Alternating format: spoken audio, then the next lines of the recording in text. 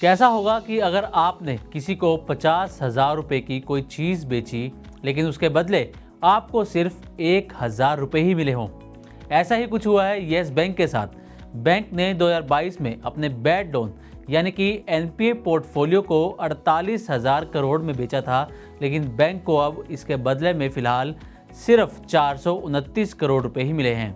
Bank की हालत करीब 2020 से ही खराब है और यहीं से बैंक की स्थिति खराब होने की कहानी शुरू हुई।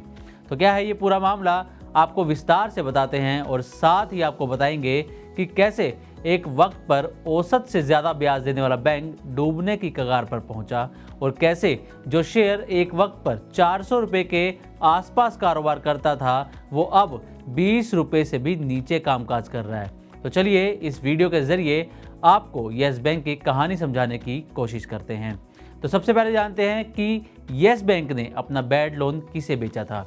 दरअसल 17 दिसंबर 2022 को येस बैंक ने अपना बैड लोन यानी कि एनपीएफ पोर्टफोलियो को जेसी फ्लावर एआरसी को बेचा था और ये डील 48,000 करोड़ रुपए में हुई थी। अब सिक्योरिटी रिसीट पोर्टफोलियो के तहत येस बैंक को 429 करोड़ रुपए की रकम मिली है। सेबी के नियमों के अनुसार मटेरियल इवेंट की कैटेगरी में ये रकम सही साबित होती है।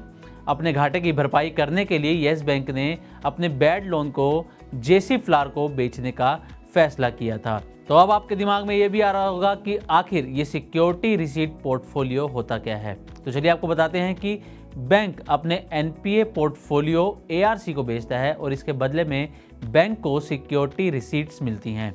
इन रिसीट से आने वाले समय में बैंक को भुगतान होता है, इसलिए इन रिसिप्ट्स को बेहद ज़रूरी माना जाता है। अब जानते हैं कि इससे यानी कि जो 429 करोड़ रुपए की रकम येस बैंक को मिली है, इससे बैंक को और इन्वेस्टर्स को क्या फ़ायदा होगा।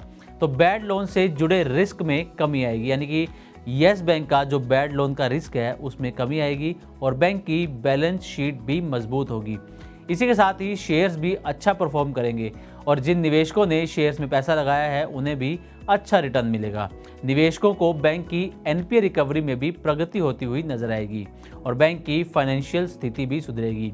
यानी कि कहने का साफ साफ मतलब ये है कि अगर आप येस बैंक के इन्वेस्टर्स हैं, स्टॉक मार्केट में येस बैंक के शेयर्स खरीद रखे हैं, तो इससे अगर येस बैंक की स्थिति अच्छी होती है तो आपको भी अच्छा रिटर्न मिलने की यहाँ पर गुंजाइश बनती है। तो ये थी येस बैंक के बैड लोन की कहानी, जिसकी डील 48,000 करोड़ रुपए में जेसी फ्लावर के साथ की गई थी, लेकिन अब उन्हें 429 करोड़ रुपए की ही सिर्फ रकम मिली है। अब जानते हैं कि येस बैंक की शुरुआत कैसे हुई थी, यानी कि बैंक बना कैसे था। उसके बाद जानेंगे कि येस बैंक की हालत बिगड़नी कैसे खराब हुई और कैसे बैंक डूबने की कगार पर पहुंचा। तो पहले जानते हैं कि येस बैंक बना कैसे था। तो 2004 में राणा कपूर ने अशोक कपूर के साथ मिलकर येस बैंक की शुरुआत की थी और राणा कपूर और अशोक कपूर दोनों एक दूसरे के रिश्तेदार थे। अशोक कपूर की मौत 26/11 के मुंबई हमले में हो गई थी और परिवार में उसके बाद से विवाद भी शुरू हो गया था। दरअसल अशोक कपूर की पत्नी मधु कपूर ने येस बैंक में मालिकाना हक की मांग शुरू की। मधु कपूर और राणा कपूर में यहीं से बैंक के अंदर मालिकाना हक की भी लड़ाई की शुरुआत हुई थी। मधु कपूर अपनी बेटी के लिए बोर्ड में जगह चाहती थी और स्थापना के करीब 4 साल बाद ही यानी कि 2008 में ही परिवार के बीच ही कलह होनी शुरू हो गई थी और इसके बाद धीरे धीरे बैंक की हालत खराब होती गई, बैंक की वित्तीय स्थिति भी बिगड़ती गई। अब जानते हैं कि येस बैंक पर देनदारियां कितनी थी जिसके चलते येस बैंक की हालत खराब हुई थी। तो 2020 में बैंक पर 24,000 करोड़ डॉलर की देनदारियां थी और बैंक के पास करीब 2.85 लाख करोड़ रुपए की बैलेंस शीट थी। बैंक को कैपिटल बेस बढ़ाने के लिए उस वक्त पर 2 अरब डॉलर चुकाने थे और नकदी के संकट से जूझने में बैंक लगा हुआ था।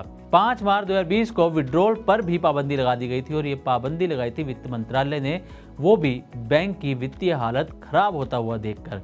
वित्त मंत्रालय ने नोटिस जारी कर ये पाबंदी लगाई थी और 5 मार्च से 3 अप्रैल तक डिपॉजिटर्स पर पूरी तरह से पाबंदी लगा दी गई थी।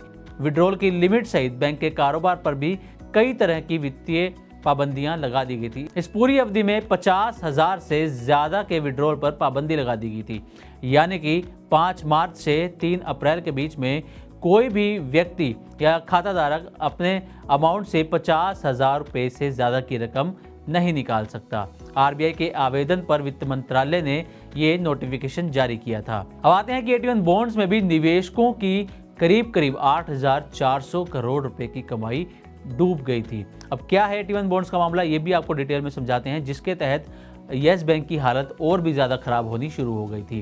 तो 2020 में निवेशकों पर एक नई आफत आती हुई नजर आई और बैंक के बॉन्ड्स को आरबीआई की एजेंसी ने रद्द कर दिया था। CEO राणा कपूर पर धांधली के लगातार आरोप लगते रहे और बैंक के पैसों के गलत इस्तेमाल का भी राणा कपूर पर आरोप था। वित्तीय अनियमितताओं को लेकर उस पर कई सवाल उठे। NPA वाले कर्ज के तले बैंक बुरी तरह से दबता चला गया। 8,400 करोड़ रुपए के AT1 बॉन्ड को पूरी तरीके से खारिज कर दिया गया और 2022 में सेबी ने राणा कपूर पर 2 करोड़ रुपए की पेनल्टी भी लगाई। कुल 1,346 लोगों के 8,400 करोड़ लगभग पूरी तरह से AT1 बॉन्ड्स में डूब चुके थे। तो ये थी AT1 बॉन्ड्स की कहानी, जिसके चलते भी येस बैंक की हालत और ज़्यादा खराब होनी शुरू हुई थी। और येस बैंक की हालत खराब करने के पीछे कॉरपोरेट ग्राहक भी एक बड़ा कारण निकलकर सामने आए। बैंक के रिटेल से ज़्यादा कॉरपोरेट ग्राहक थे। जिन कंपनियों को लोन दिया गया उनमें अधिकतर कंपनियां ऐसी थी जो घाटे में चल रही थी। कंपनियां दिवालिया होने की कगार पर पहुंच गई और बैंक को लोन वापस मिलने की गुंजाइश कम होती चली गई। अब कंपनियों के डूबने पर बैंक की हालत भी खराब होना शुरू हो गया, क्योंकि उसने जो लोन इन कंपनियों को दिया था वो पैसा वापस होता हुआ नजर नहीं आ रहा। अब ये भी जानेंगे कि शेयर्स की हालत क्या से क्या हो गई। तो 2018 में येस बैंक के शेयर्स 400 रुपये से भी ऊपर चलकर कारोबार करते थे और मार्केट कैप 80,000 करोड़ रुपए का था। लेकिन इस वक्त यानी कि मौजूदा समय में येस बैंक के शेयर 20 रुपये से भी नीचे कारोबार कर रहे हैं और मार्केट कैप 53,928 करोड़ रुपए हो गया है। हालांकि जो 53,928 करोड़ रुपए का मार्केट कैप है, ये पहले और भी कम हो चुका था, लेकिन अब धीरे धीरे रिकवर होते हुए मार्केट कैप थोड़ा बढ़ा है और ये 53,000 रुपये पर पहुंच गया है। और शेयर का अगर 52 वीक हाई की बात करें तो महज 28 रुपये है, यानी कि 2018 में शेयर 400 रुपये से भी ऊपर कारोबार करता था, अब वो महज 28 रुपये का 52 वीक हाई ही बना पाया है और 20 रुपये से भी नीचे कारोबार कर रहा है। 21 मार्च शुक्रवार की स्थिति देखें तो शेयर 17 रुपये 20 पैसे पर कामकाज करता बंद हुआ था। तो ये थी येस बैंक पर हमारी ये रिपोर्ट।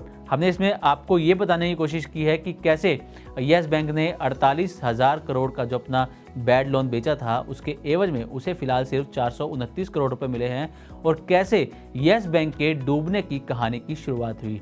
तो उम्मीद करते हैं कि हमारी ये रिपोर्ट आपको पसंद आई होगी। इसी तरह की और भी वीडियोस के लिए देखते रहें मनी 9 और सब्सक्राइब करें हमारा चैनल।